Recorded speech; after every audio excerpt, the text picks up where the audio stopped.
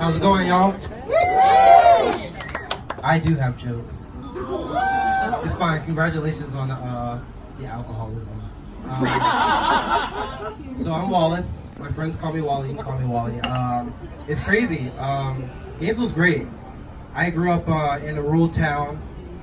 You know, it's kind of weird growing up on a farm in a rural town because, you know, I always wanted to be from the hood. So I tell people that, yeah, I'm from the hood. But when I say that, that means like, you know, that doesn't mean that I'm gangster. That means I'm from the part of town where the KKK holds their monthly meetings.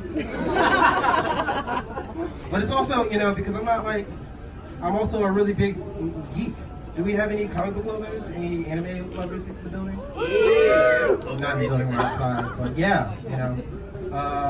I like it a lot too. It's gotten so bad that I asked my girl to call me Sensei in the bedroom for foreplay.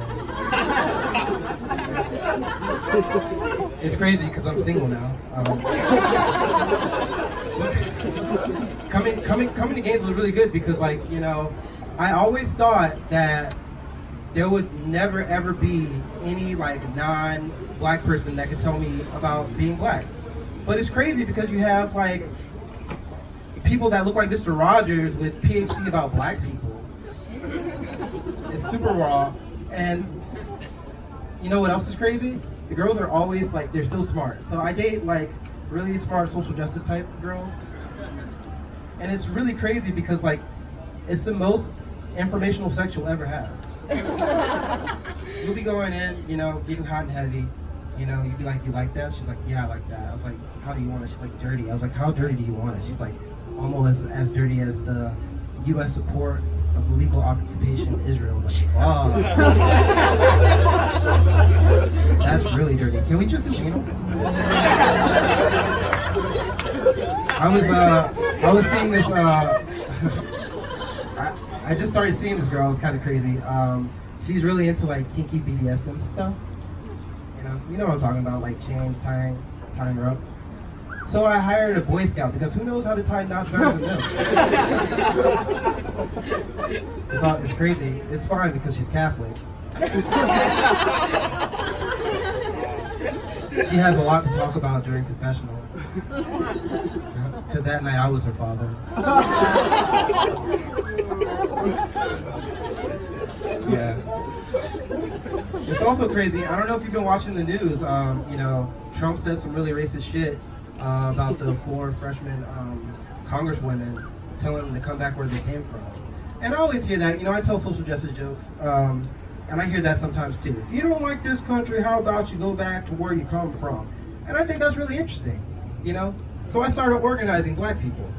You know, let's have a mass migration back to the continent of Africa. But instead, we're going to take all the dope black shit with us. So we're taking good athletes. We're taking hip hop. Seasoning, you know, you don't fuck with that.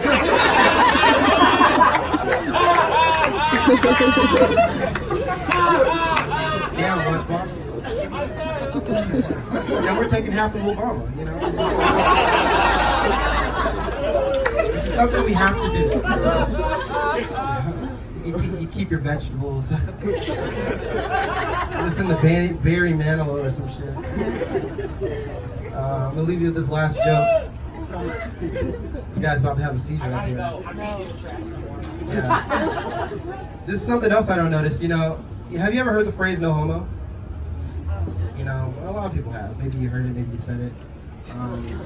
But some people like say like "no homo," and if you don't know, you know, "no homo" is the phrase that you say after someone says something that could be perceived as gay.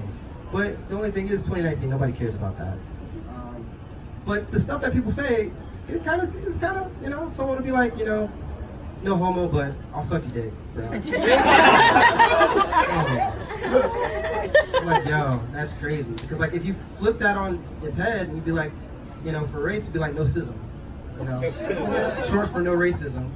You know, but I wouldn't let you date my daughter. Right? No schism, I wouldn't let you date your daughter. You know?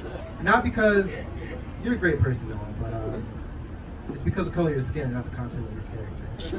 And that's all the time I have. Thank you.